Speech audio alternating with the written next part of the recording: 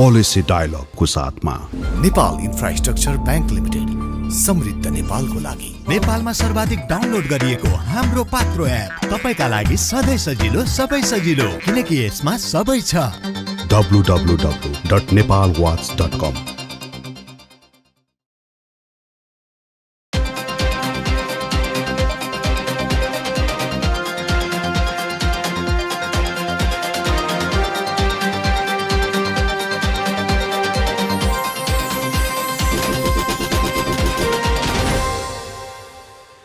नमस्कार, पोलिसी डायलगमा यहाँलाई स्वागत छ। म घनश्याम ओझा। प्राध्यापक doctor Govindraj Pokharel, doctor Vishnuraj Upreti, doctor Bimala Rai पौड्यालज्यूले सञ्चालन गरिरहनु भएको यो पोलिसी डायलगमा आजदेखि म पनि जोडिएको छु। आजदेखि यो कार्यक्रम हामी चारैजनाले पाले पालो सञ्चालन गर्नेछौँ। लामो समयसम्म सञ्चार माध्यममा काम गरिसकेपछि म कार्टर सेन्टर, लगानी बोर्ड र नेपाल इन्फ्रास्ट्रक्चर ब्याङ्क जस्ता राष्ट्रिय तथा अन्तर्राष्ट्रिय सङ्घ संस्थामा काम गरे पश्चात पुनः आम सञ्चार माध्यममै यो कार्यक्रम मार्फत जोडिएको छु। नीति अनुसन्धान प्रतिष्ठानको सहकार्यमा नेपाल वाच मल्टिमिडियाले सञ्चालन गरेको यो पोलिसी डायलग कार्यक्रम समुन्नतिका लागि नीति निर्माणको सञ्चार पैरवी अभियान हो। यो अभियान अन्तर्गत आज हामी नेपालको अर्थतन्त्र, यसका विभिन्न आयाम, अर्थतन्त्रमा देखिएका चुनौतीहरूका बारेमा छलफल गर्नेछौँ। र आजको छलफलको लागि मैले नेपालको अर्थतन्त्र नीतिमा प्रत्यक्ष रूपले काम गरिसक्नुभएका र अर्थतन्त्र र विकास, यसका चुनौतीहरूलाई सूक्ष्म ढङ्गले अध्ययन गरिरहनुभएका व्यक्तित्वहरूलाई निम्ताएको छु। उहाँहरू हुनुहुन्छ नेपाल सरकारका पूर्व अर्थ सचिव, मुख्य सचिव डाक्टर बिमल कोइराला, त्यस्तै नेपाल राष्ट्र ब्याङ्कका पूर्व गभर्नर र राष्ट्रिय योजना आयोगमा उपाध्यक्षको रूपमा काम गरिसक्नुभएका दिपेन्द्र बहादुर छेत्री। यहाँहरू दुवैलाई स्वागत छ। धन्यवाद। म कहाँबाट सुरु गर्छु भने डाक्टर बिमल कोइरालालाई प्रश्न सोधेर, भर्खरै यो वर्ल्ड ब्याङ्कले एउटा प्रतिवेदन सार्वजनिक गरेको छ। त्यो प्रतिवेदनमा के भनेको छ भन्दाखेरि नेपाल एसियाकै सबैभन्दा गरिब मुलुकहरूमध्येमा पर्छ। लगभग 45 वर्षको अवधिमा यसको ग्रोथ एभरेजमा 4% भन्दा बढी घट्न सकेका छैन। त्यस्तै हाम्रो पर क्यापिटा इन्कम, हाम्रो प्रति व्यक्ति आयको ग्रोथ पनि हाम्रा जस्तै अर्थतन्त्र भएका मुलुकहरूको दाँजोमा असाध्यै कम छ। यो वास्तवमा हामी यति कमजोर अर्थव्यवस्था यति लामो समयसम्म हुनुको पछाडि के कारण हो, यहाँले कसरी हेरिरहनु भएको छ? स्वाभाविकदेखि नै हाम्रो ग्रोथमा सङ्कुचन आउनुको मूल कारण चाहिँ पहिले अर्थव्यवस्था खुला पनि थिएन र ग्रोथभन्दा वेलफेयर, लोक कल्याणलाई चाहिँ प्राथमिकता दिनुपर्छ भन्ने मान्यतामा चल्यो शासन प्रशासन। न आर्थिक वृद्धि हासिल गर, न लोक कल्याणका कामहरू हुन सके। नसक्नुको मूल कारण के भनेदेखि हाम्रो कर्जा प्रवाह, सरकारी लगानी र निजी क्षेत्रको लगानी पनि दिगो हिसाबले आर्थिक वृद्धिलाई सहयोग गर्ने क्षेत्रहरूमा केन्द्रित गर्नुको सट्टा यो चाहिँ छरिएर रह्यो र हाम्रो आर्थिक अपेक्षामा पनि फेरबदल आयो। किन्सले एनिमल स्पिरिट भने जस्तो फेरबदल आयो। ठुलो फेरबदल आउँदाखेरि हाम्रो आर्थिक वृद्धिमा चाहिँ जुन ढङ्गले गरिब मुलुकहरूले, अरू मुलुकहरूले हासिल गर्न सकेको थियो सम्मानजनक आर्थिक वृद्धि, हामीले सकेनौँ। त्यसो हुँदाखेरि म के देख्छु भने हामी नीतिगत रूपमा पनि हेर्ने हो भने हाम्रो संरचनागत कमजोरी पनि छ, हाम्रो कार्य प्रकृतिको कमजोरी पनि छ र वातावरणको कमजोरी पनि छ। यो तिनटै कुराले गर्दा वातावरणको कमजोरी भनेको हाम्रो अर्थ राजनैतिक व्यवस्थाको कमजोरी, यी सबै कमजोरीहरू चाहिँ संयुक्त रूपमा देखा परेकोले हाम्रो आर्थिक वृद्धि चाहिँ प्राथमिकतामा त पर्यो तर त्यसले यथेष्ट स्थान चाहिँ पाउन सकेन। डाक्टर साहब, यो ग्रोथको कुरा गर्दाखेरि ग्रोथ चाहिँ हाम्रो जस्तै आर्थिक र सामाजिक परिवेश भएका मुलुकहरूसँग हामीले दार्जरे हेऱ्यौँ भने हाम्रो ग्रोथको रेट जुन छ त्यो चाहिँ असाध्यै कम देखिन्छ, साह्रै सानो देखिन्छ। र ग्रोथ चाहिँ हाम्रो इकोनोमिक ग्रोथ र सँगसँगै हाम्रो यो प्रति व्यक्ति आयको ग्रोथ पनि हामीले हेऱ्यौँ भने यो रिपोर्टले के भन्छ भने 0.2% को एभरेज रेटमा हाम्रो बढाएको छ, जुन चाहिँ पियर कन्ट्रीको दाँजोमा असाध्यै कम भनेर भनिन्छ। र यो वास्तवमा सिस्टमिक प्रब्लम जस्तो देखिन्छ।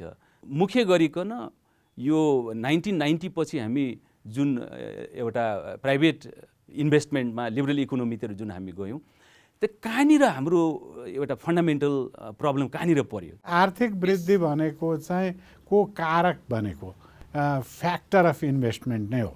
जति लगानी वृद्धि भयो आर्थिक वृद्धि हुने हो, त्यसको लगानी वृद्धिको प्रतिफल। अब त्यो चाहे निजी क्षेत्रले गरोस् वा सार्वजनिक क्षेत्रले गरोस्, तर लगानी वृद्धि गर्नु पर्यो। लगानी वृद्धि निजी क्षेत्रमा हुन अब दुईटा कुरा, एउटा त स्वदेशी लगानी वृद्धि, अर्को वैदेशिक लगानी पनि को वृद्धि हो। अब वैदेशिक लगानीमा पनि सङ्कुचन, स्वदेशी लगानीमा पनि सङ्कुचन, र हाम्रो सार्वजनिक लगानी पनि निजी क्षेत्रको लगानीलाई उत्साहित गर्ने खालको सार्वजनिक लगानी पनि हुन सकेन। त्यसले गर्दाखेरि हामीले अपेक्षा गरेर मात्रै हुँदैन, अपेक्षा गरे अनुसारका हाम्रा क्रियाकलापहरू सार्वजनिक क्षेत्रबाट पनि हुन सकेनन्, जसले गर्दा हामीले सम्मानजनक आर्थिक वृद्धि लिन सकेनौँ। अब तपाईँले सिस्टमिक भन्नुभयो, मैले अघि भने नि स्ट्रक्चरल, फङ्सनल, इकोलोजिकल, यी सबै समस्याहरूले गाँज्यो, जसलाई सरकारले सम्बोधन गर्नु पर्थ्यो, सरकारले यथेष्ट ढङ्गले सम्बोधन गर्न सकेन। आर्थिक वृद्धिको एजेन्डा चाहिँ ओझेलमा परे जस्तो देखियो। हाम्रोमा कर्जा विस्तार हुँदा पनि आर्थिक वृद्धिमा सङ्कुचन आएको जस्तो देखिन्छ, जुन कुरो चाहिँ लगानीको वृद्धिको एउटा प्रतीक हो भनौँ न। त्यसो हुँदाखेरि अरू वैदेशिक लगानी त सम्भवतः सबभन्दा कम पाउनेहरूमै हामी निजी वैदेशिक लगानी पाउने। म यसमा फेरि डाक्टर साहबसँग फेरि आउँछु यो वैदेशिक लगानीको सम्बन्धमा। म अब पूर्व गभर्नर दिमबहादुर छेत्रीसँग म जान चाहन्छु। राष्ट्र ब्याङ्कले पनि भर्खरै भन्यो कि हाम्रो अर्थतन्त्र साह्रै चिन्ताजनक चाहिँ छैन। अब भर्खरै अर्थमन्त्रीले त भन्नुभयो हाम्रो अर्थतन्त्र चाहिँ गुड सेपमै छ भनेर। अब उहाँहरूले भनिरहेको विषयमा विशेष गरी उहाँहरूले रेफरेन्स चाहिँ हाम्रो फरेन रिजर्भलाई राख्नुहुन्छ। फरेन रिजर्भ हाम्रो प्रशस्त छ र साह्रै आत्तिनुपर्ने अवस्था चाहिँ छैन भनेर भन्नुहुन्छ। र एउटा वास्तवमा फरेन रिजर्भ भनिराख्दाखेरि हामीले के बिर्सनु हुँदैन भन्दाखेरि हाम्रो रेमिटेन्सको गत सालको आँकडा हेर्ने भने 230 अरब रुपियाँ त रेमिटेन्स आएको छ। यत्रो ठुलो रकम चाहिँ हाम्रो फरेन रिजर्भलाई कन्ट्रिब्युसन गरिरहेछ, त्यसलाई योगदान पुर्याइरहेछ भने यसलाई रेमिटेन्सलाई हामीले बिर्सिने हो भने, किन रेमिटेन्स भनेको त सधैँभरि रहिरहने हाम्रो राष्ट्रलाई आइरहने आम्दानी होइन। र अब वास्तवमा अर्थमन्त्री राष्ट्र ब्याङ्कले भने जस्तै हाम्रो अर्थतन्त्र के हेल्दी अवस्थामै छ त? राष्ट्र ब्याङ्क र अर्थमन्त्रीको स्टेटमेन्टलाई लिएर यहाँले जे कुरा गरिराख्नु भएको छ, उहाँहरू आंशिक रूपले मात्रै सच्चाइमा हुनुहुन्छ। त्यो भनेको के भन्दाखेरि एकपटक हाम्रो वैदेशिक सञ्चिति यसरी घटेर गयो कि 7 महिनासम्मको वस्तु र सेवा आयात गर्नलाई पनि धान्न गाह्रो पर्ने भयो भन्ने भएको छ। यद्यपि अन्तर्राष्ट्रिय स्ट्यान्डर्डबाट हेर्ने हो भनेदेखि 4 महिनाको भयो भनेदेखि पर्याप्त हुन्छ भनिएको थियो। तर हाम्रो जस्तो संवेदनशील मुलुक, त्यो भनेको के भने यो भूपरिवेष्टित मुलुक पर्यो हैन, र यदाकदा छिमेकीहरूको पनि दृष्टि सकारात्मक नपर्दाखेरि जोखिममा भत्तै जानलाई चाहिँ सम्भव रहने यस्तो किसिमको अर्थतन्त्र भएको हुनाले 7 महिनाको मात्रै आउने बेलामा चाहिँ हाम्रो एक प्रकारले भन्यो भने पसिना आइरहेको थियो। हामी कतै श्रीलङ्का त हुँदैनौँ भन्ने पनि कुरा आएको थियो नि त। हो त्यति बेला उहाँहरूलाई रियलाइजेसन के भएको थियो भने अब देश चाहिँ उँधो लाग्न थालिराख्यो है भन्ने भएपछि कतिपय आयातलाई हामीले कन्ट्रोल पनि गऱ्यौँ। यो लग्जुरियस कमोडिटीहरूलाई आउन दिनु भएन भन्ने किसिमबाट राखिएको थियो। तर उद्बोधन के भयो हुनुहुन्छ भने ती वस्तुहरूलाई रोक्दाखेरि राजस्वमा प्रतिकूल असर पर्यो भन्ने भएपछि त हुँदो रहेछ नि त भन्ने भएपछि अलिकति उहाँहरू गम खानु भएको थियो र उहाँहरूले लयमा जाँदैछ भनेको कारण के हो भन्नुहुन्छ भने धेरै लामो समयसम्म हाम्रो चालु खाता भनेको वस्तु व्यापार कमोडिटीको ट्रेड हैन अनि सेवाको व्यापार सर्भिस ट्रेड र ट्रान्सफर है यो तीनटाको संयुक्त रूपलाई चाहिँ हामी के भन्छौँ भने चालु खाता भन्छौँ। यसपटक त्यो चाहिँ 79 अर्बले हाम्रो पक्षमा छ है। चालु खाता नै हाम्रो पक्षमा छ भन्ने भएपछि त हेल्दी हुन थालेछ त हाम्रो अर्थतन्त्र भन्ने रूपमा उहाँ जानुभयो। तर यहाँले भने जस्तै यो चालु खाता नाफामा जानको निमित्त खास योगदान दिने के त भन्दाखेरि विप्रेषण हो, रेमिट्यान्स। अब रेमिट्यान्स भनेको यस्तो किसिमको यो चाहिँ यो क्लाइमेट चेन्जको कारणले हुने कहिले अधिक वर्षा हुन्छ कहिले चाहिँ एकदम कम हुन्छ भन्छौँ नि, हो त्यस्तै किसिमको स्रोत हो। एउटा मुलुकमा त्यहाँको आधारभूत किसिमको नीतिमा परिवर्तन भएछ भने ल नेपाली कामदारहरू हामीलाई चाहिँदैन। जसरी एकचोटि बङ्गलादेशीहरूलाई मलेसियनहरूले ल बङ्गलादेशका श्रमिक हामीलाई चाहिएन भनेर पठाइदिएपछि अरू नै कारणले भनौँ न पठाइदिएपछि नेपालीहरू त्यहाँ जानको लागि प्रोत्साहित भएको थिए र अहिले पनि त्यो कन्टिन्युड छ। भने त्यसरी नीतिगत किसिमको परिस्थितिहरू बदलिएछ भने हाम्रा श्रमिकहरू पनि त्यहाँ आवश्यकता नहुने भएपछि फेरि हामी त्यो भ्याकुममा परिणत हुन सक्ने अवस्था रह्यो नि। त्यसो भएको हुनाले सरकारीले त रिजर्भ बढाउनको निमित्त यसले मद्दत गरेछ भनेर ढुक्क भए, तर यो अस्थायी अस्थिर हो भन्ने कुरो बुझ्नु पर्यो। अनि अर्को कुरो रिजर्भमा कन्ट्रिब्युसन दिने कुराहरू हामीलाई वैदेशिक ऋण प्राप्त हुन्छ, ग्रान्ट अनुदान प्राप्त हुन्छ र त्योभन्दा पनि बलवान फ्याक्टर भनेको त के भने हामीले एक्सपोर्ट कति गर्न सक्छौँ, त्यसबाट प्राप्त भएको र हुने विदेशी मुद्रा अनि टुरिज्म। सौभाग्यवश यसपटक अस्ति भर्खरै मात्रै 10 लाखको त्यो बेन्चमार्क थियो नि, त्यो क्रस गर्यो भनेर टुरिज्म क्षेत्र चाहिँ एकदम आह्लादित भइरहेछ। टुरिज्म क्षेत्रबाट हामीले कति प्राप्त गर्न सक्छौँ वैदेशिक मुद्रा त्यो। अब यी पक्षहरू अझै पनि कमजोर नै छन् हैन, तर रेमिट्यान्सबाट आएको हुनाले चालु खाता सकारात्मक भयो भन्ने हिसाबले उहाँहरूले त्यसरी दिइराख्नु भएको छ। त्यसलाई हाइलाइट गर्नुपर्ने विषय हो जस्तो मलाई लाग्दैन। अब दोस्रो कुरो शोधनान्तर, त्यो पनि घाटामा नै जाने कुराहरू थिए, तर यसपटक चाहिँ 1,47 अर्बले हाम्रो पक्षमा छ भनिएको छ हैन। त्यो चाहिँ फेरि अघि भने जस्तै ऋण भयो, अनुदानहरू पनि हुन्छ नि, त्यो सबै जोडेर ल्याउँदाखेरि मुलुकले एक निश्चित समयमा कति विदेशी मुद्रा आर्जन गर्छ र कति खर्च गर्छ भन्दा 1,47 अर्ब बराबर चाहिँ हामीले नाफा जस्तो भएको तथ्याङ्क आएको हुनाले अनि सरकारी संयन्त्रमा बस्ने उहाँहरूले चाहिँ अलिकति सकारात्मक रूपले बोल्ने मौका पाउनु भएको छ। तर यसरी हाइलाइट गर्नुपर्ने परिस्थिति किन होइन भन्नुहुन्छ भने हामीले निर्यात पर्याप्त मात्रामा गर्न सक्ने अनि विदेशमा गएकाहरूले पनि टेक्निकल जबबाट बढीभन्दा बढी आय आर्जन गरेर त्यो पनि वैधानिक स्रोतबाट नेपालमा रेमिट्यान्स पठाउने भइदिएको भएदेखि भन्ने हो।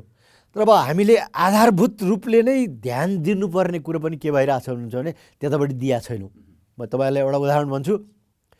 प्रत्येक महिना जस्तो हामीले बाल काट्ने गर्छौँ, दाढी खौरिने गर्छौँ नि, 79% त्यो सबै सेवामा बस्नेहरू चाहिँ विदेशीहरू छन्। छिमेकी राष्ट्र नै भनौँ न, हामीले त्यहाँबाट 1,25 अर्ब बराबरको वर्षमा चाहिँ रेमिट्यान्स ल्याउँदो रहेछौँ इन्डियाबाट। त्यो सबै कुरा चाहिँ इन्डियन आर्मीमा काम गरेदेखि लिएर बम्बईमा गएका चेलीबेटीसम्मको आम्दानी त्यसमा पर्दो रहेछ। तर नेपालले यो वर्ल्ड ब्याङ्ककै तथ्याङ्क हो, झन्डै झन्डै 5 खर्बभन्दा बढ्ता चाहिँ भारतमा पठाउँदो रहेछ नि त हैन। भारतको 6औँ स्थानमा रहेछ नेपालबाट जाने नि। त्यसो भएको हुनाले हामीले गौरव गर्ने ठाउँ छैन। हामीले आधारभूत रूपले साना साना व्यवसायहरूमा चाहिँ ध्यान दिएर हाम्रो अर्थतन्त्रलाई बलियो बनाउन सक्यौँ भने मात्रै हामीले गौरव गर्ने कुरा हुन्छ। म रेमिट्यान्समा फेरि आउँछु। नमस्ते, म पारस खड्का। हामी कसैले पनि पशुपन्छीहरूप्रति निर्दयी व्यवहार नगरौँ। आफ्नो घरपालुवा पशुपन्छीलाई आवश्यक आहार, वासस्थान, स्वास्थ्य सेवा, स्वतन्त्रता र माया प्रदान गरौँ। पशु कल्याण स्थापनाको लागि पशुपन्छीहरूलाई सबै किसिमका दुर्व्यवहारबाट मुक्त गरी भयरहित वातावरण सुनिश्चित गरौँ। धन्यवाद।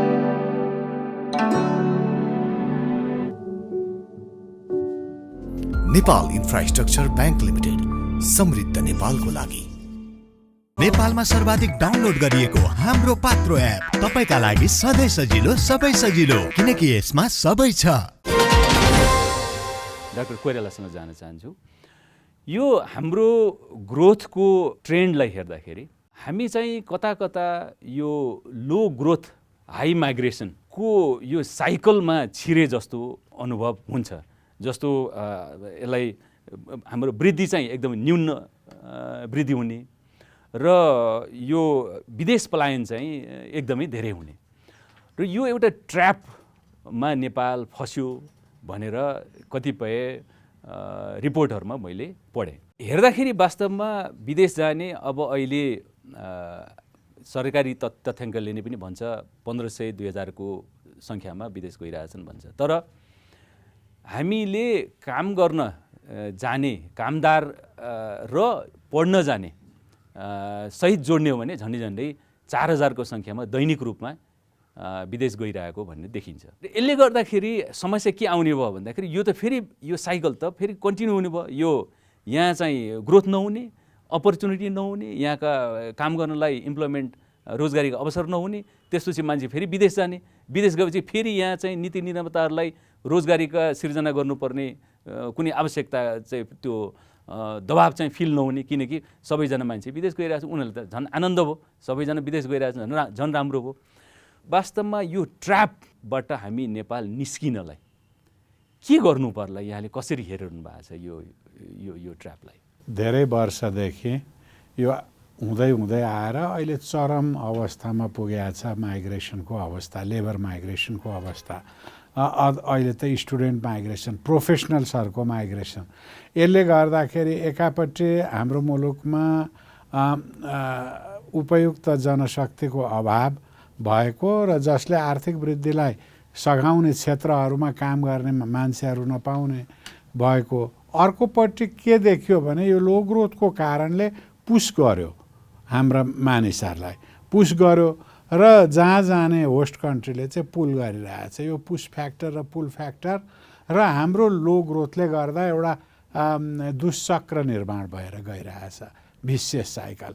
यो भिसियस साइकललाई रोक्नलाई हामीले हाम्रो मानिसलाई यहाँ राख्ने, रिटेन गर्ने हामीसँग रणनीति हुनु पर्यो र हाम्रा लगानीका क्षेत्रहरू, सार्वजनिक लगानी, निजी क्षेत्रको लगानी अथवा वैदेशिक सहायताका क्षेत्रहरू चाहिँ हाम्रो मानिसले उपयुक्त अवसर पाउने र त्यो पुल फ्याक्टर हुँदाहुँदै पनि पुस फ्याक्टर चाहिँ कम भयो।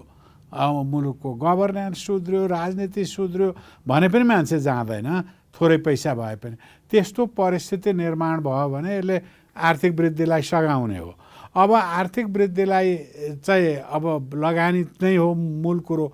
लगानी निजी क्षेत्रले पनि लगानी गर्न हिचकिचाउने, वैदेशिक लगानी नआउने र सार्वजनिक लगानी विनियोजन गरेको लगानी पनि पुँजीगत खर्च हुन नसक्ने, 50-60% को हाराहारीमा मात्रै हुने परिस्थिति भयो भने त हामी न्यून आर्थिक वृद्धि दरमै अन्त हामी पुग्छौँ। त्यो न्यून आर्थिक वृद्धि दरका कारणले हाम्रा रोजगारीका अवसरहरू पनि चौडा हुँदैनन्, सङ्कुचनमा जान्छन्। अनि त्यो सङ्कुचनमा गएपछि अवसरको खोजीमा धकेल्यो, मुलुकले नै धकेल्यो। हो कि उसले तान्ने भन्दा पनि मुलुकले धकेल्यो। यहीँनिर डाक्टर साहबलाई म सानो यहीँ जोडिहाल्छु। जस्तो यो हाई माइग्रेसनको क्यारेक्टरिस्टिक्स चाहिँ के देखिँदो रहेछ भन्दाखेरि हाई माइग्रेसन भयो भने चाहिँ पोलिसी मेकरहरूलाई हाई सन्चो हुँदो रहेछ, नेताहरूलाई, किनकि धेरैजना मान्छे चाहिँ विदेश गइरहेछन्। अब विदेश गइरहेछ, पैसा आइरहेछ, पैसा आएपछि कन्जम्सन बढ्यो र अब हाम्रा नेताहरूलाई चाहिँ रोजगारी सिर्जना गर्नुपर्ने कुनै दबाब नै भएन, किनकि मान्छे गइरहेछन् मुलुकमा चाहिँ त्यो दबाब सिर्जना गर्ने कोही पनि भएन।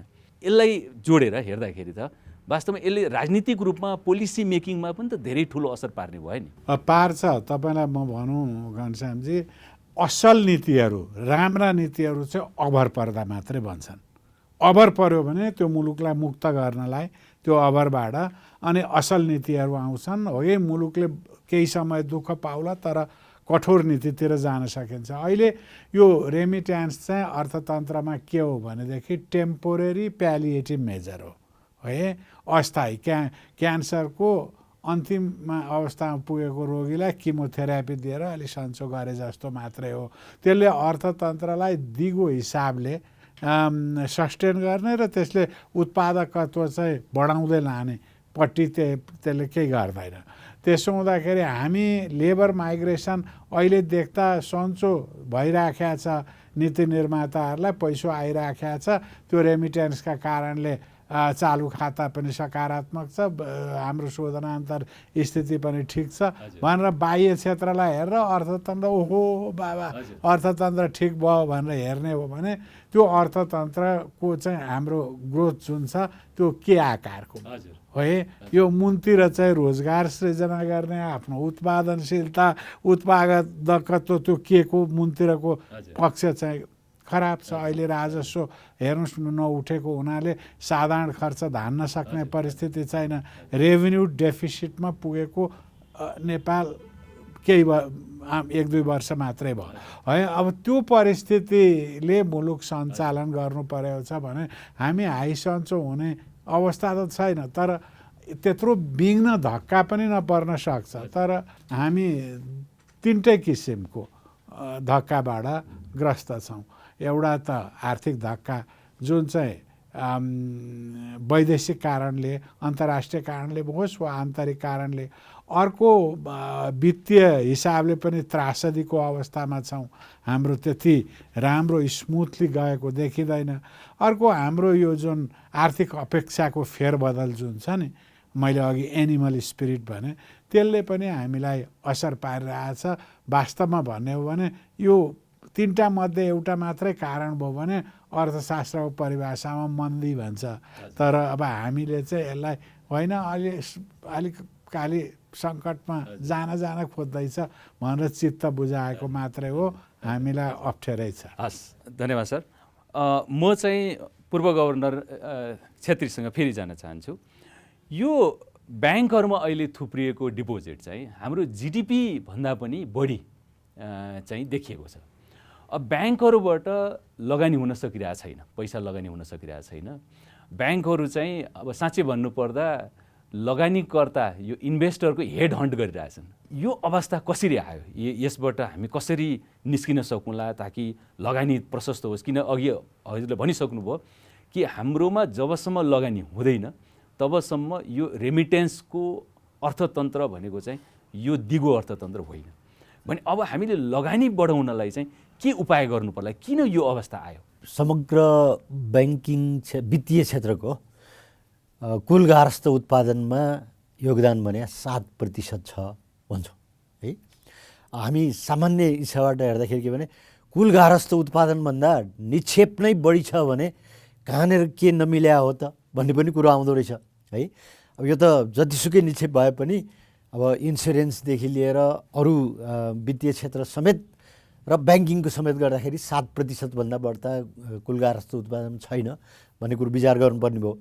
तर यो परिस्थिति आउँदा पुँजी एउटा सेक्टरमा थुप्रिने र त्यसको लगानी हुन नसक्ने परिस्थिति आएपछि उत्पादकत्व चाहिँ नरहने भयो नि त भन्ने भएको हुनाले चिन्ता मान्नुपर्ने परिस्थिति हो।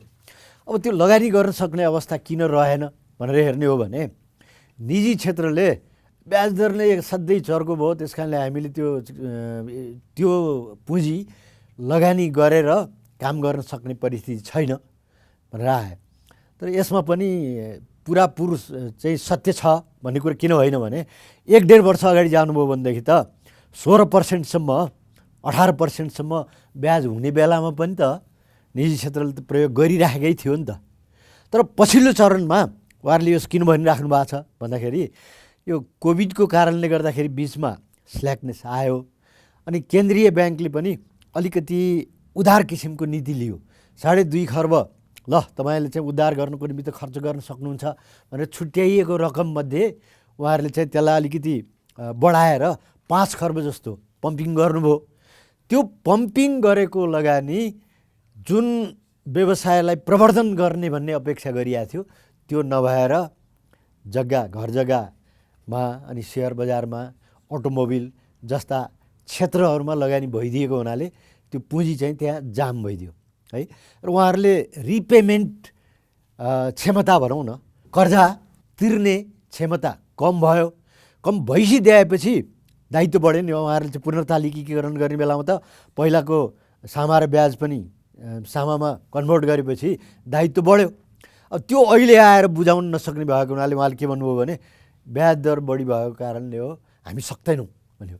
यद्यपि अहिले पछिल्लो चरणमा तपाईँले हेर्नुभयो भने 1-2% जस्तो ब्याज दर घटेको पनि छ। त्यसो हुँदाखेरि पनि यहाँले भने जस्तै ब्याङ्कहरूबाट चाहिँ लगानी हुन नसकिरहेको परिस्थितिमा ब्याङ्कहरू अत्तालिएको पछि छ भन्नुभयो नि। अब यसमा चाहिँ एउटा साइकोलोजी निजी क्षेत्रको म के देख्छु भने अलिक बल गरेर दाबी गऱ्यो भनेदेखि त ब्याज दर घट्दो रहेछ। अब सामान्यतया सैद्धान्तिक हिसाबले हामीले बजारले निर्धारण गर्छ भन्छौँ, डिमान्ड र सप्लाई त्यो त रहन्छ।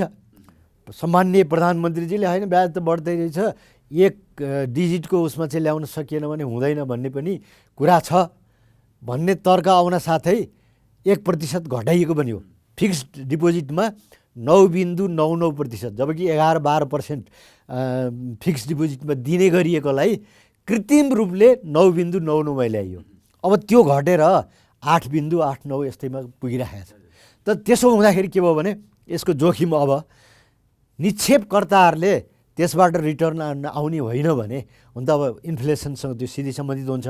एकचोटि 7.5%सम्म मूल्य वृद्धि भएको थियो, तर अहिले 5.4मा झरेको छ है।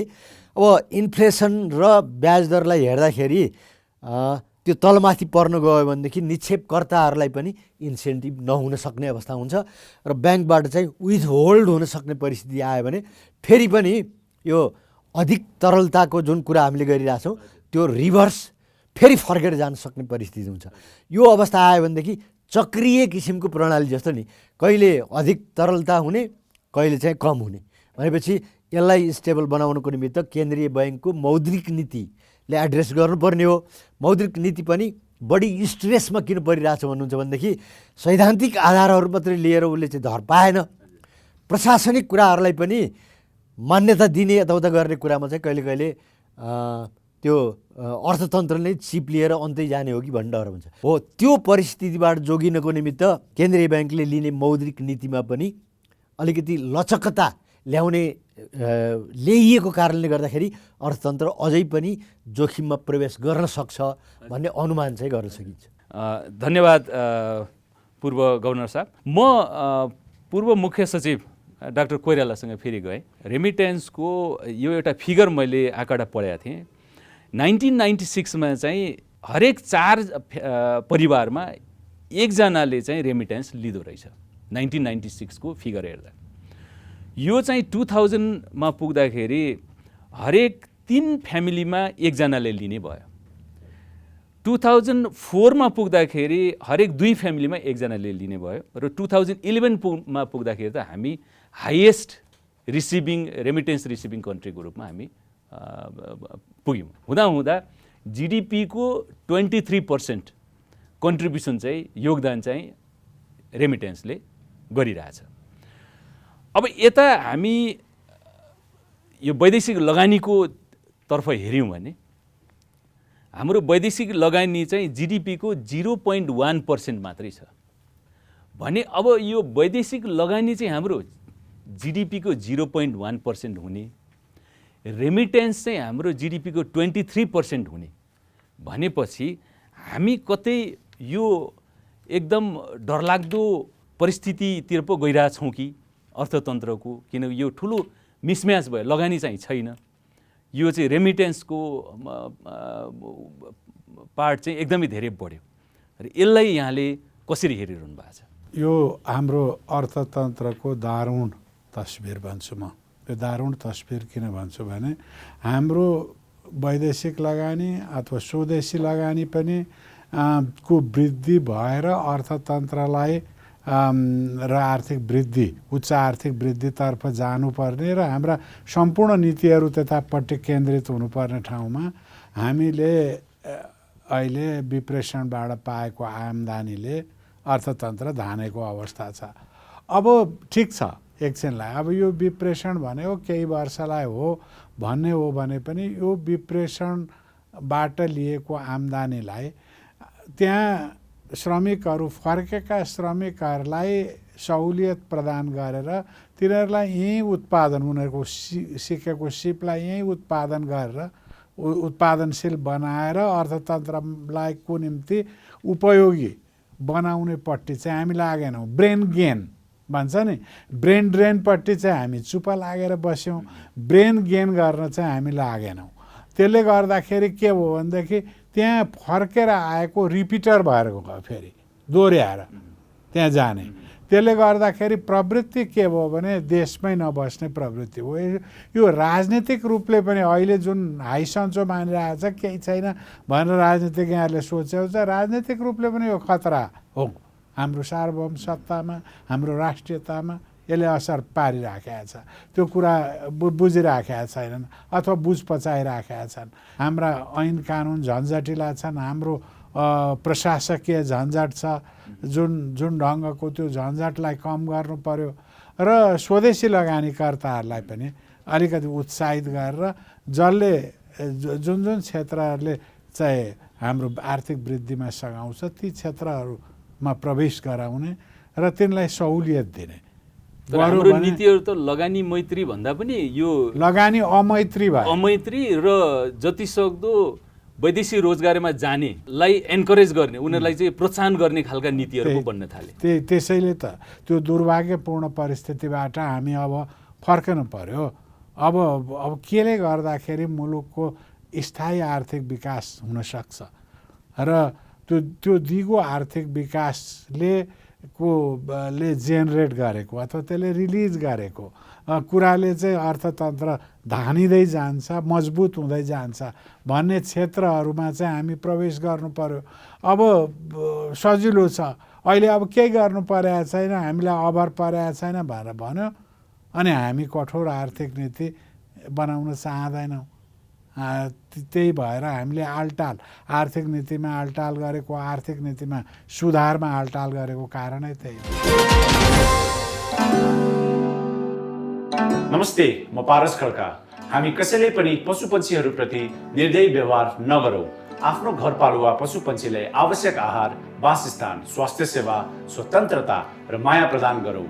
पशु कल्याण स्थापनाको लागि पशुपन्छीहरूलाई सबै किसिमका दुर्व्यवहारबाट मुक्त गरी भयरहित वातावरण सुनिश्चित गरौँ। धन्यवाद।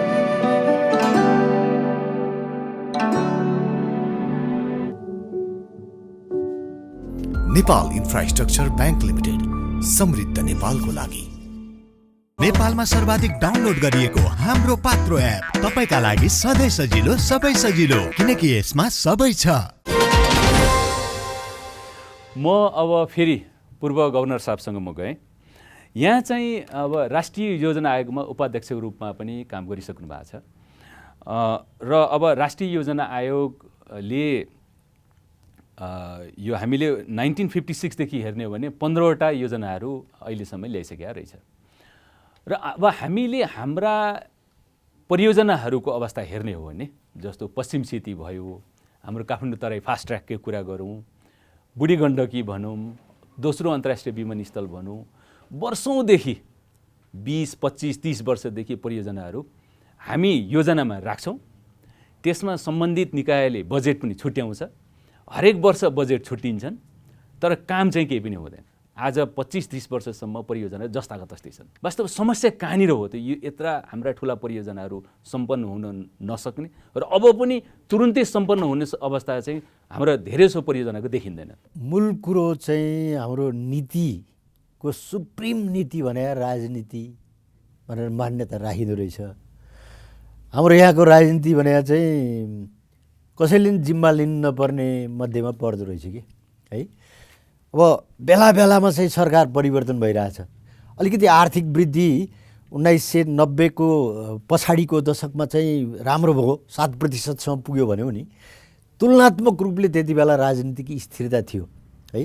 जब बिचैमा हामीले मध्यावधिको कुरा गऱ्यौँ त्यसपछिदेखि हाम्रो अर्थतन्त्र डिरेल हुनुमा त्यो राजनीतिक डिरेल भएको कारणले पनि हो है।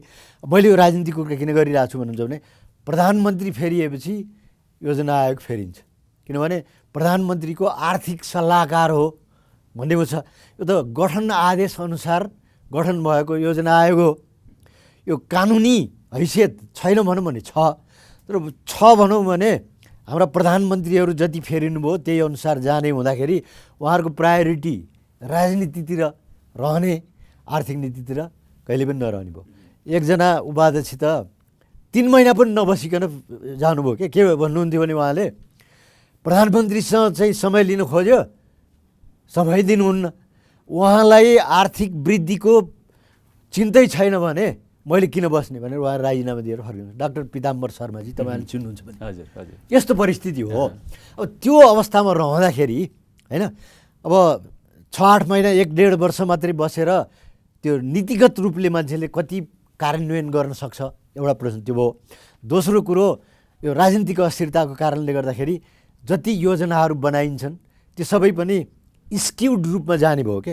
हिजो एउटाले तयार पारिराखेको अब अर्को परिवर्तन हुन सक्छ। राजनीतिक स्थिरतामा मैले थोरै हजुरलाई जोडेँ, जस्तो स्थिर राजनीति नै विकासको लागि कारक हुन सक्ला र, किनकि विश्वमा यस्ता देशहरू छन् जहाँ कि राजनीति चाहिँ स्थिरै छ, जस्तो कतिपय मुलुकहरू जहाँ चाहिँ राजनीति परिवर्तन नै हुँदैन, स्थिर छ, त्यहाँ पनि त विकास त भएको छैन। त्यही भएर यो मात्रै मुख्य कारण नभएर अन्य अरू पनि कारण होला नि वास्तवमा।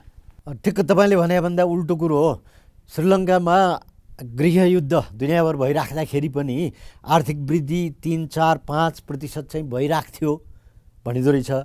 त्यसमा के नीतिगत किसिमको स्थायित्व रह्यो भने हुन्छ भन्ने भयो। अब हाम्रो त के भने परिवर्तन, राजनीतिक परिवर्तन भइसकेपछि लेफ्ट राइट किसिमका सरकार बनिरहेका छन् नि, उनीहरूको नीतिमै परिवर्तन भइने कारणले गर्दाखेरि असर पर्दो रहेछ।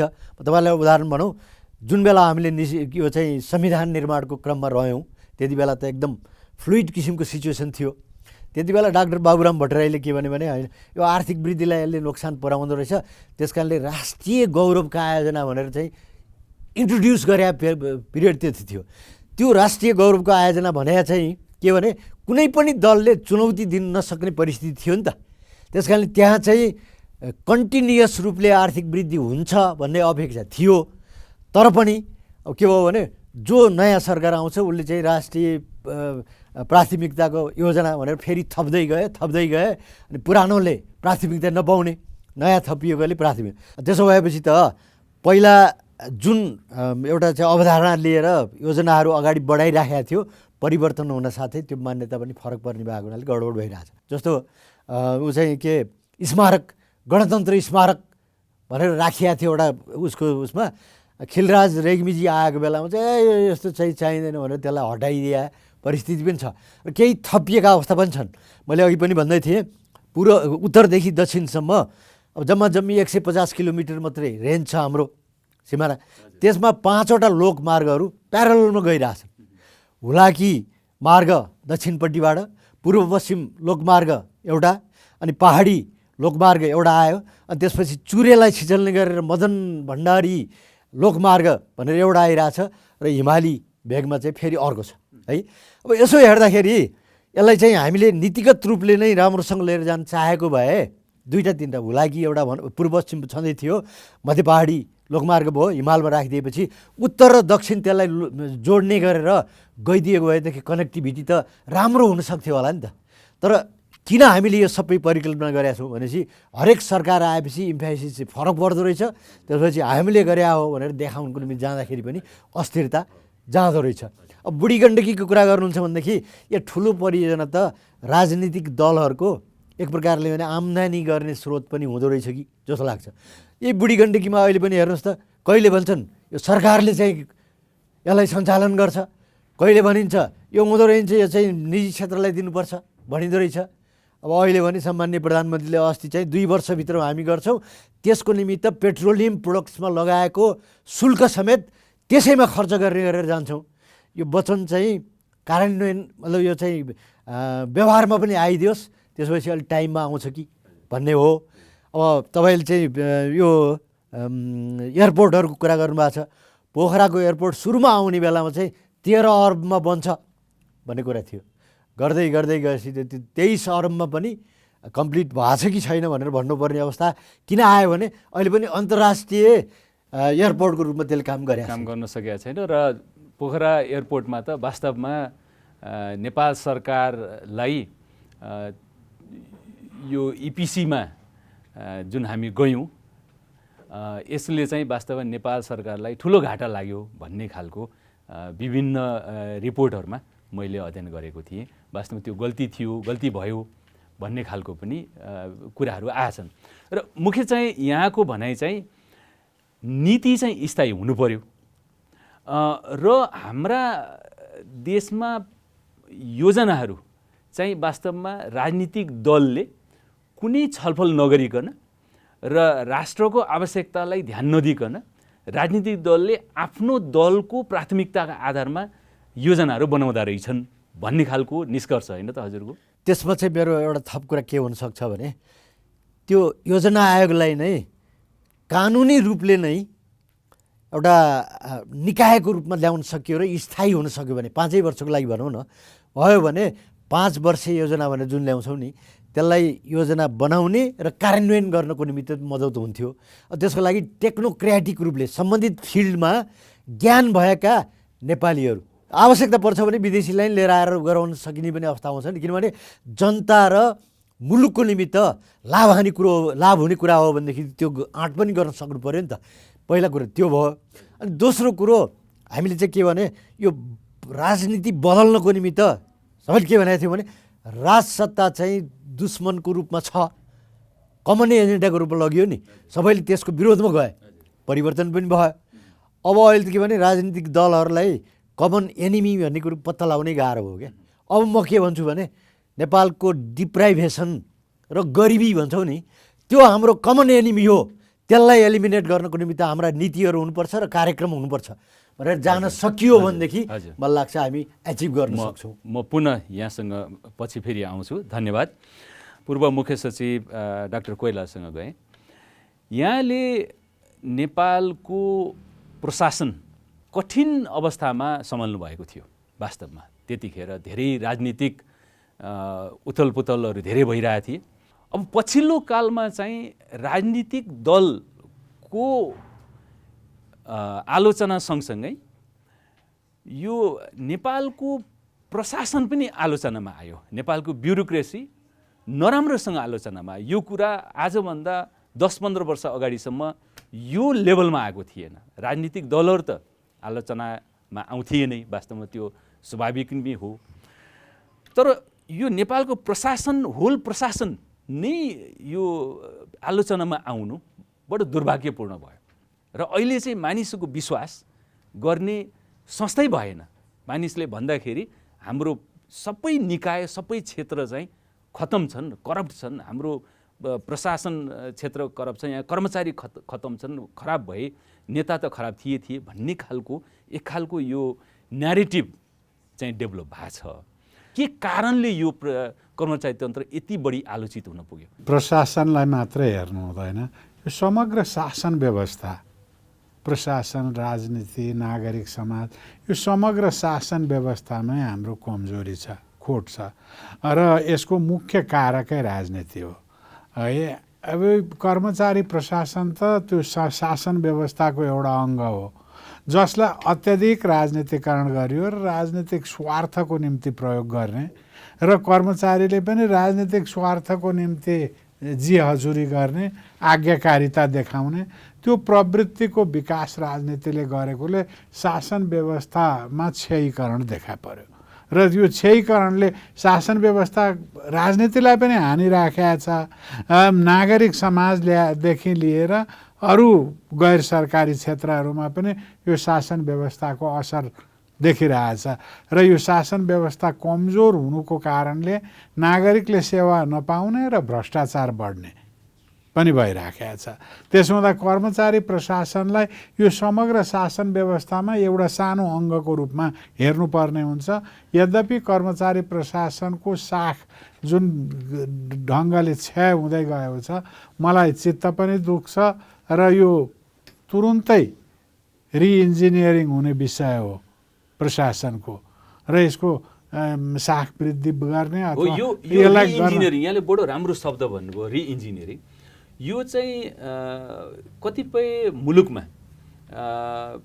जुन मुलुक चाहिँ छोटो समयमा चाहिँ ट्रान्जिसनबाट आर्थिक समृद्धितिर लम्किया छ त्यहाँ चाहिँ यो कर्मचारी प्रशासन लगायत होल यो सिस्टमको रिइन्जिनियरिङ भएर रहेछ र त्यो वास्तवमा यहाँले कसरी गर्दा ठिक होला? म भन्दैछु प्रशासनको रिइन्जिनियरिङ गर्न पनि रिइन्जिनियरिङ गर्यो भने प्रशासनमा केही सुधार हुन्छ, चुस्तता आउँछ र यसले कालान्तरमा राम्रै नतिजा दिन्छ। तर यो रिइन्जिनियरिङ गर्ने दायित्व कसको त भने राजनीतिको। राजनीति हाम्रो यति लुरे र आफ्नो सत्तामुखी कुर्सीमुखी छ कि उसले त्यो दह्रो ढङ्गले प्रशासनलाई रिइन्जिनियरिङ गर्ने, बिजनेस प्रोसेसमा परिवर्तन ल्याउने होइन, उसको चाहिँ टर्म्स अफ रेफरेन्स चाहिँ नयाँ निर्माण गर्नेपट्टि उसको चासै छैन, कुनै चासो छैन। त्यसो हुँदाखेरि सुशासन अहिलेको मुलुकको यति हामीले कुरा गऱ्यौँ नि, आर्थिक वित्तीय व्यवस्था, विकासका कुराहरू, यी सबैको प्राथमिक बाधक यथार्थता भनेकै शासन व्यवस्था। सुशासन नभएका कारणले यी सबै कुरा जन्म्या हुन्। अस्ति हाम्रो सम्माननीय प्रधानमन्त्रीज्यूले सार्वजनिक वक्तव्य दिँदाखेरि चाहिँ अब म सुधारका काम गर्छु, यो कर्मचारी प्रशासनलाई म सुधार्छु भनेर भन्नुभयो। यो वास्तवमा उहाँले भनिरहेको कतै यो रिइन्जिनियरिङतिर उहाँ गइरहनु भएको हो कि यहाँले कसरी हेर्नु भएको छ? अब यो शङ्काको लाभ चाहिँ दिउँ, तर प्रधानमन्त्रीले अबदेखि म 10 बजे अफिस जान्छु उहाँलाई थाहा थिएन र? साबिकदेखि 10 बजेदेखि अफिस हो होइन। म क्याबिनेट बैठक चाहिँ अब सिंहदरबारमा गराउँछु, त्यो थाहा थिएन र? होइन, यी कतिपय कुराहरू बलमिच्याइ गरेर भइराखेका छन् है। त्यो राजनीतिले पनि यति फितलो र बिग्रिँदै गएको छ राजनीतिभित्र पनि कि त्यसले कर्मचारी त उहाँले कटौती गर्नुभयो नि, यो कर्मचारी कटौती सोल्युसन होइन। अब कुन साइज चाहिँ राइट साइज हो भनेर कसरी डिटर्मिन गर्ने होइन। अब राइट साइजिङ अथवा थिन गर्ने, स्ट्रिम गर्ने, ट्रिम गर्ने, यो कुरा एउटा स्ट्राटेजी अन्तर्गत पर्ला। अब समग्रमा हाम्रो सङ्घीय संरचना कस्तो हुने र समग्रमा हाम्रो तल्लो स्थानीय निकाय कस्तो हुने र सङ्घीय संरचनामा सङ्घ, प्रदेश र स्थानीय निकायको अन्तर सम्बन्ध र समन्वयका कुराहरू संविधानले प्रष्ट उल्लेख गरेको छ। सङ्घीय संरचनामा सङ्घको काम चाहिँ नीति निर्माण र गुणस्तरको निम्ति हुन्छ, प्रदेश समन्वयात्मक हिसाबले चल्छ र विकास स्थानीय निकायमा हुन्छ भनेर विकासको र सेवाको संविधानमा प्रष्ट छ। तर सङ्घ चाहिँ ले सबै अधिकार लिएर प्रदेश र स्थानीय निकायलाई सङ्घले मजबुत बनाउँछु, अब म दिन्छु अधिकार, किन यति जेल नदिए त? त्यसो हुँदाखेरि यो शासन व्यवस्थाको जुन दुश्चक्र छ, राजनीतिले यति फोहोर बनाइदिएको छ, यो शासन व्यवस्थामा समग्र सुधार नल्याएसम्म कर्मचारी प्रशासनको मात्रै सुधारले केही हुँदैन। यद्यपि राजनीतिले कर्मचारी प्रशासनलाई फोहोर बनाएको, राजनीतिकरण, अत्यधिक राजनीतिक म हुँदा पनि प्रशासन त्यस्तो बिग्न राम्रो होइन, पहिले पनि त्यस्तो बिग्न राम्रो होइन। हाम्रो प्रशासन एकदम डेलिभरिङ, एकदम उच्च स्तरको, एकदम प्रम्प्ट सर्भिस दिने त्यस्तो त होइन। तर यति बिग्न राजनीतिले थिलथिलो बनाएको र झन्डा बोकेर राजनीति माग लिएर हिँड्ने कर्मचारी तन्त्र चाहिँ थिएन। धन्यवाद पूर्व मुख्य सचिव डाक्टर कोइराला। म पूर्व गभर्नर साहबसँग फेरि गएँ। हाम्रा नीति निर्माताहरूलाई वास्तवमा यो कार्यक्रम मार्फत सुझाव दिनुपर्दा हामीले त समस्याका बारेमा त छलफल गऱ्यौँ, हाम्रो अर्थतन्त्रका समस्याहरू यस्ता यस्ता समस्याहरू छन्, हामी वास्तवमा सही दिशामा गइरहेका छैनौँ भन्ने कुरा हामीले छलफल गऱ्यौँ र हाम्रा नीति निर्मातालाई यहाँले सुझाव दिनुपर्दा 3वटा मुख्य सुझाव जसले हाम्रो अर्थतन्त्रलाई सुधार्छ, अहिले भइरहेका समस्याहरूलाई चाहिँ सम्बोधन गर्छ, ती 3वटा सुझावहरू यहाँले के दिन चाहनुहुन्छ? सबभन्दा पहिला चाहिँ हाम्रो अर्थतन्त्रको स्वरूप हेर्नुभयो भने इन्फर्मल इकोनोमी एकदम तगडा छ। झन्डै 40% जस्तो अनौपचारिक क्षेत्रमा चाहिँ व्यवहार हुन्छ। त्यो कुरो देखियो भने हेर्नुहोस् त, 61 किलो सुन आयात भयो, पत्ता लागेको त्यति होला है, पत्ता नलागे त कति कति रहेछ भन्ने कुरो त आयो नि त होइन। त्यस कारणले यो इन्फर्मल इकोनोमीलाई फर्मलमा लैजानको निमित्त भोलि बिहानैदेखि सुरु गर्नुहोस् है। अब कसले गर्ने भन्ने कुरो फेरि आउँछ होला कि। अनि सुशासन यसैसँग सम्बन्धित रहेको एउटा पाटो हो है। त्यो सुशासन भन्नाले के भने अब अहिले सामान्य प्रधानमन्त्रीले यसो भन्नुभयो, जे भन्नुभएको छ नि, सुशासनकै एउटा अङ्गको रूपमा सायद भन्नुभयो होला होइन। त्यसलाई यो डिफेन्सदेखि लिएर आन्तरिक सुरक्षादेखि लिएर कर्मचारी तन्त्रसम्मलाई कन्सोलिडेट गर्ने ढङ्गबाट तपाईँले एउटा चाहिँ काम गरिहाल्नुहोस्। दोस्रो कुरो, अनि जे बोल्नुहुन्छ त्यो गर्न सक्छु भन्ने हिसाब किताबको कुरा गरिदिनु भयो भने कन्फिडेन्स नेपाली जनता पनि आउन सक्छ, अरूसँग पनि हुन्छ। होइन भने अब त्यो भाषणकै लागि मात्रै गरिराख्ने, पहिल्यैदेखि गरिराखेको थियो, फेरि पनि उन्मुक्ति पाइन्छ भन्ने ढङ्गबाट ट्रान्सलेट गर्ने ढङ्गबाट चाहिँ जाने एउटा संयन्त्रलाई जसलाई सरी गराएर राखिया छ उनीहरूलाई यो कुरामा चाहिँ यकिन गराउने दिशामा पहल गर्नुहोस् भन्यो भनेदेखि मलाई लाग्छ 50% कुराहरू चाहिँ समाधान हुन्छन्। मुख्यतया तपाईँ जे बोल्नुहुन्छ त्यो गर्नुहोस् र जे गर्नुहुन्न त्यो नबोल्नुहोस् भन्न खोज्नुभयो। एकदम ठिक हो। धन्यवाद पूर्व गभर्नर साहब। म पूर्व मुख्य सचिव डाक्टर कोइरालासँग फेरि आएँ। कार्यक्रमको हामी अन्तमा आएछौँ र यो हाम्रा नीति निर्मातालाई यहाँको यत्रो अनुभवले यो अहिले भर्खरै पनि सामान्य प्रधानमन्त्रीज्यूले म केही गर्छु, पुरानो ढङ्गले चाहिँ यो आर्थिक समृद्धि हुन सकेन, म नयाँ ढङ्गले जान खोजिरहेको छु भनेर भनिरहनु भएको छ। उहाँलाई पनि सहयोग पुग्ने गरी 3वटा सुझाव यहाँले सम्माननीय प्रधानमन्त्री लगायत हाम्रा नीति निर्मातालाई यो कार्यक्रम मार्फत के दिन चाहनुहुन्छ? म एउटै दिन्छु, शासन व्यवस्थामा सुधार अथवा सुशासन। त्यतिको प्रत्याभूति गर्नु हो। 1 नम्बर पनि शासन व्यवस्थामा सुधार, 2 नम्बर पनि शासन व्यवस्थामा सुधार, 3 नम्बर शासन व्यवस्थामा सुधार हुनासाथ जनतामा भएको दमित सामाजिक ऊर्जा परिचालन हुन्छ र त्यो आर्थिक ऊर्जामा जान्छ। हाम्रो शासन व्यवस्थामा सुधार भयो भने इकोनोमिक गभर्नेन्स पनि, फिनान्सियल गभर्नेन्समा पनि सुधार हुन्छ, जसले आर्थिक वृद्धिमा पनि मद्दत गर्छ। शासन व्यवस्थामा सुधार भयो भनेदेखि जो पुस फ्याक्टरले यो मुलुकमा केही हुँदैन दिक्क भएर होइन त्यो कागजपत्र यो पुर्याउने मुद्दा मामिलामा जान दिक्क भएर अहिलेको युवा पिँढी जुन फ्रस्ट्रेटेड छ, निराश छ, त्यसमा पनि सुधार हुन्छ। त्यसमा शासन व्यवस्था अहिलेको प्राथमिक समस्या हो।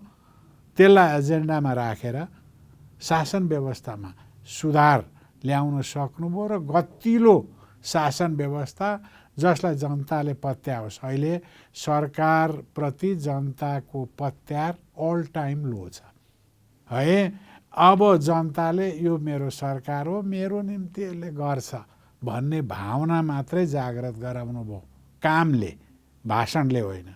त्यही नै हो सबभन्दा ठुलो एजेन्डा।